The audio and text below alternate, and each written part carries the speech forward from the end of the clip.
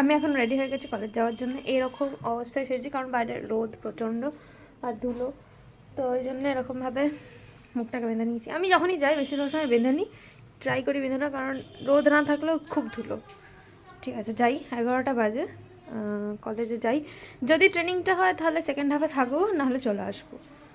আমরা দুজনে কলেজ চলে এসেছি। এই যে দুজনে ভূতের মতো কলেজ এসেছি। কেন এসেছি না, কিছু কাজ আছে, ঠিক আছে, সেটা বুঝলাম, কিন্তু মানে এত বেশি রোদ দিয়ে দিয়েছে, তুই দুজনে ভূতের মতো কলেজ এসেছি আজকে। যাই, ওপরে উঠিকা বিল্ডিংয়ে।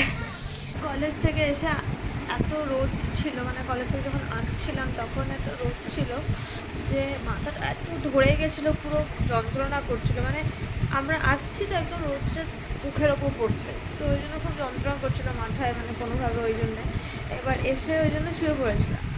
দিয়ে এই উঠলাম, দিয়ে মাকে বললাম আমার অলরেডি আজকে 4500 স্টেপস কমপ্লিট হয়ে গেছিলো, বিকজ ওখান থেকে অনেকটা হেঁটেছি, আবার হেঁটে বাড়ি শুরু হয়ে গেছিলো কমপ্লিট। এরপর আমি ভাবলাম যে তাও যদি একবার মানে যাই বা কিছু, মাকে জিজ্ঞেস করলাম। মা কালকে আমাকে বলছে যে তুই আমাকেও বলতে পারতিস, তাহলে আমিও যেতাম তোর সঙ্গে হাঁটতে। ঠিক আছে, দিয়ে বললাম মাকে, দিয়ে মা বলছে যে না আজকে হবে না, আজকে কাজ আছে। আমি বেশ ঠিক আছে, তাহলে ছেড়ে দাম।